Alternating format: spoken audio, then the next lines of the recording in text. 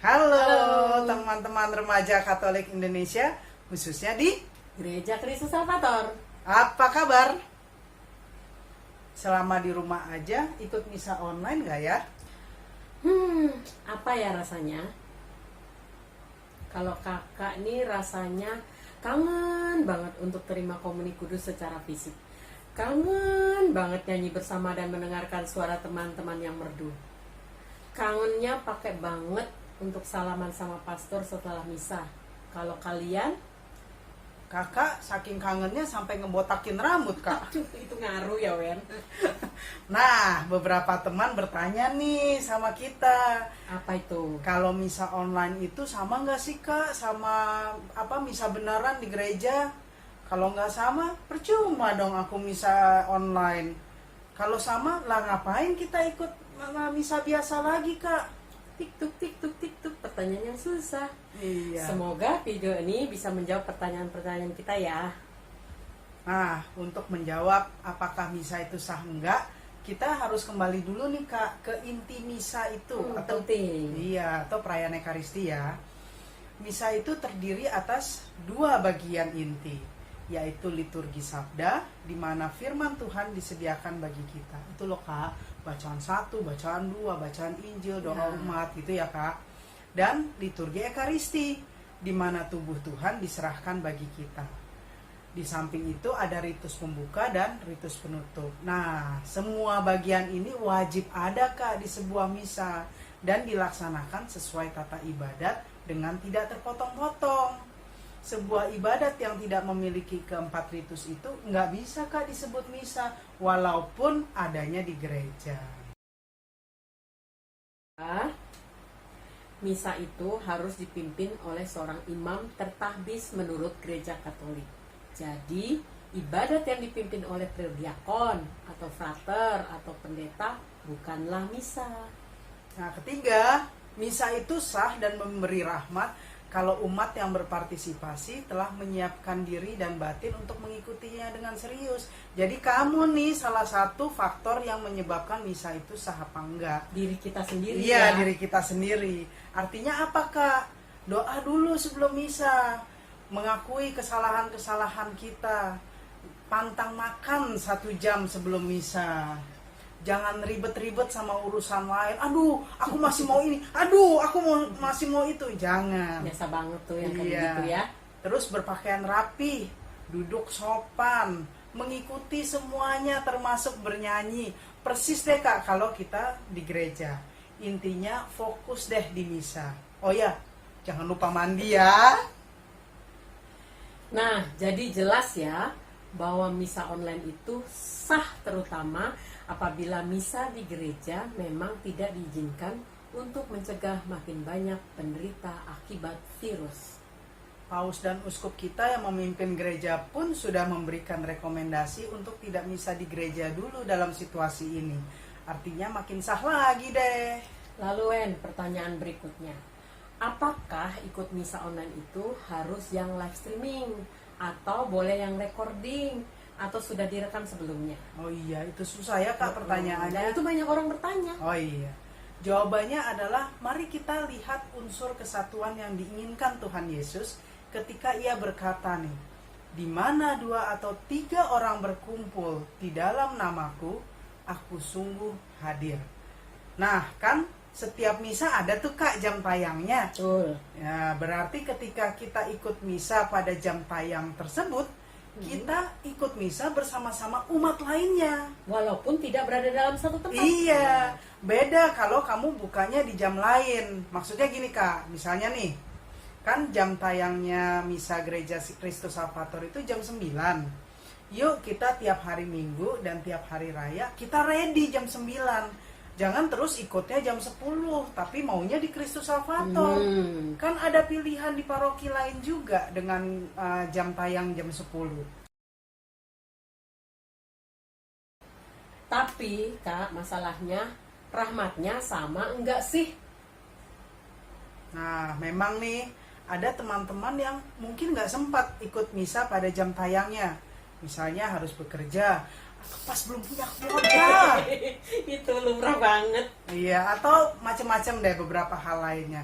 Maka percayalah kalau gitu, rahmat Tuhan itu nggak dibatasi oleh ruang dan waktu. Kasih contoh dong Kak. Oh ya, kakak kasih contoh ya. Tapi horor nih kayaknya nih ya. Kok jadi horor ya kak? Iya.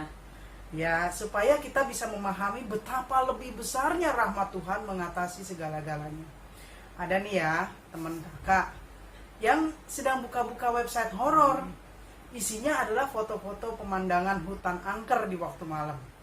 Nah, foto-foto itu sih diambilnya sudah beberapa tahun yang lalu.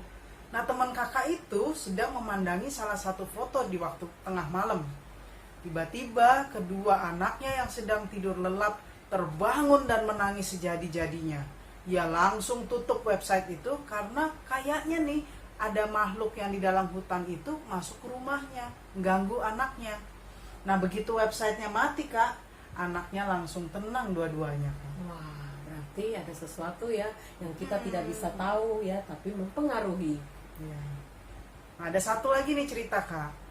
Suatu hari aku pulang malam. Bandel ya. Kerja kak. Oh, bolehlah. Ketika itu mamaku sedang nonton TV perjalanan ke tempat-tempat horor. Aku sih cuma lewat doang tempat TV, nggak lihat apapun. Aku cuma tahu bahwa program itu horor karena dari pembawa acaranya. Nah, pada saat itu juga aku merasa ada sesuatu dari area syuting film datang ke rumah. Padahal itu program bukan program live loh kak. Nah, apa sih moral dari kedua cerita itu? Nah, kamu simak baik-baik ya. Yaitu bahwa kekuatan yang tak dapat kita lihat itu mampu melintasi ruang dan waktu. Kalau yang kayak gitu aja bisa, apalagi kuasa Tuhan kita yang tidak terbatas. Lebih lagi pasti mampu mengatasi apapun juga. Rahmat yang kita terima tidak dibatasi oleh apapun.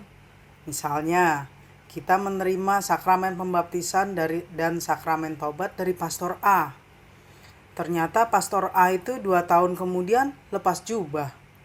Tapi rahmat pembaptisan dan penghapusan dosa itu tetap melekat pada kita. Ya enggak, Men? Betul. Jadi dengan begitu rahmat Tuhan pasti dapat tetap kita nikmati melalui misa yang tidak live streaming. Cuman memang kak ada satu berkat yang terlewatkan. Wow, apa itu? Berkat kesatuan kak, bahwa kita bisa berkumpul bersama teman-teman atau saudara-saudara seiman dalam satu ruang. Karena kita di dalam rumah masing-masing ya. Iya. Jadi berkat yang di satu ruangan kayak kita biasa di gereja itu nggak kita temukan ya. Mungkin contoh yang lebih mudah begini kak. Rasanya gimana sekolah online? Ada loh adik kecil yang nangis sama mamahnya karena dia kangen banget sama sekolah. Kangen main dengan temannya, kangen sama gurunya. Kenapa nangis? Hah? Di sekolah? Iya. Tangis Selma pecah karena tak kuat membendung rasa rindu akan sekolah dan rindu dengan teman-temannya. Mudah-mudahan corona cepet hilang. Iya nak? Selma hampir setiap malam meminta diantar oleh orang tuanya ke gerbang sekolahnya di TK Islam Terpadu Permata untuk memohon agar sekolahnya dibuka. Sehingga esok paginya ia berharap dapat kembali berangkat ke sekolah.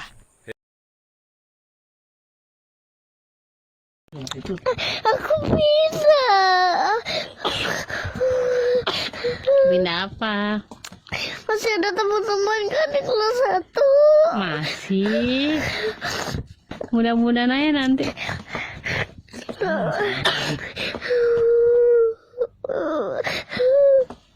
Dede mah rindu siapa? Luki. Terus Itu teman-teman yang lain. bu gurunya siapa? Bu Rosa. Itu Bu Rosa. Rindu Borosa. Udah bobo. Bobo ya. Udah bobo. Sama kan? Di sekolah online kita tetap mendapat pelajaran, tetap bertambah pinter, tetap dapat PR juga, dan tetap dapat nilai. Tapi ada satu yang hilang, yaitu kebersamaan. Bisa juga gitu ya Kak. Ya, betul. Kita rindu kumpul sama teman-teman, saudara-saudara seiman. Kita rindu menyentuh tubuh Kristus dengan bibir kita. Kita rindu ngedengar suara gong. Kita rindu mencium bau dupa. Kita rindu mendengarkan kor bernyanyi.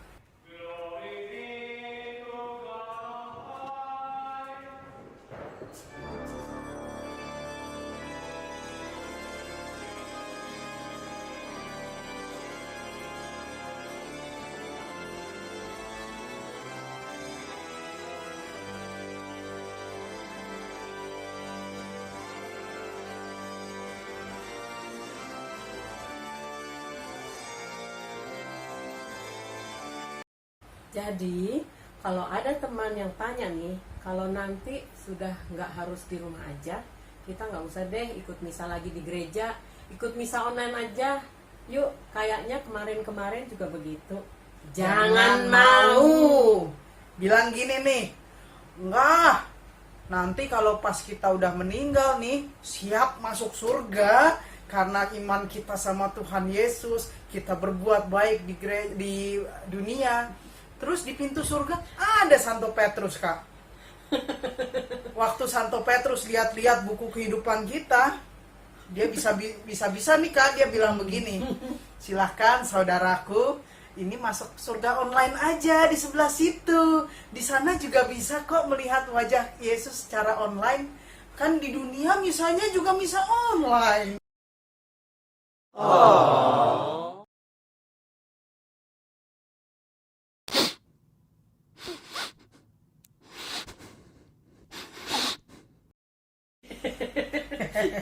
Itu cuma bercanda ya. Tapi yang ingin kakak tekankan adalah, kan Yesus sudah menderita dan wafat bagi kita. Menderita dan wafatnya beneran loh.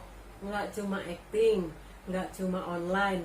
Masa sih kita nggak mau bersatu dengan dia dan tinggal bersamanya dengan sungguh-sungguh. Biarkan misa online tetap ada untuk mereka yang memang sakit dan nggak bisa ikut ke gereja, atau mereka yang menjauh di sana dan tidak ada gereja yang dapat mereka jangkau. Tapi kita yang bisa, yuk kita nikmati kebersamaan dengan Tuhan Yesus dan saudara-saudara kita secara real manakala pandemi itu berakhir. Wah, ada pastor nih. Kita dengerin yuk. Pastor mau bicara apa? Halo teman-teman, Halo pastor. sekarang agak kontroversi ya, apakah misa live streaming ini sama berkatnya, sama fungsinya dengan langsung mengikutinya di gereja, atau yang lain ada mengatakan bahwa videonya itu direkam, apakah berkatnya sama atau tidak. Nah, kita mungkin harus kembali kepada pengetahuan kita tentang katekesi dalam gereja kita, itu tentang makna dan arti dari sakramen itu sendiri. Jadi di sini fokusnya Ekaristi. Sakramen itu adalah suatu tanda suci atau simbol yang membawa atau yang menyebabkan rahmat, berkat dari Tuhan. Jadi sakramen-sakramen itu diberikan oleh Tuhan itu sendiri kepada gerejanya. Jadi, nah sekarang bagaimana ini sakramen ini kita imanin gitu, kita mengerti. Jadi ini datangnya dari Tuhan. Yang bersakramen itu bukan dari penilaian kita ya sebagai umat beriman, tapi bagaimana kita misalnya mempersiapkan diri, fokus yang kita mau cari dari sakramen itu apa. Jadi jangan kita mendahulukan itu persepsi, pengertian atau pandangan kita sendiri. Jadi kalau Tuhan di sana menjadi fokus, Dia yang menjadi pencipta, yang memberikan sakramen itu sebagai penyalur rahmatnya, maka kita sebenarnya tidak perlu mengatakan bahwa ini valid atau tidak. Semua sakramen, khususnya yang 7 yang diberikan kepada gereja melalui Kristus, itu semua entah itu di masa lampau dirayakan atau sekarang berkatnya, tujuannya valid dan sama. Gitu. Jadi singkatnya begitu. Jadi kadang-kadang itu yang membuat kita itu bingung, yang menjadi kita itu menjadi ragu akan iman kita karena kita mendahulukan itu persepsi kita sendiri, ya, kemauan kita sendiri.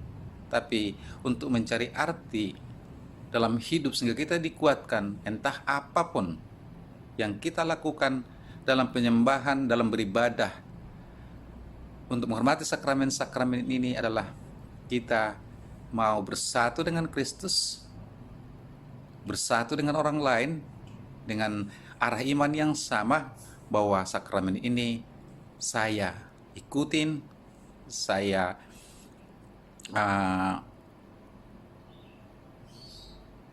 bawakan dalam kehidupan saya, dalam peribadatan saya, untuk meneguhkan, mendapat sesuatu dari Tuhan itu sendiri.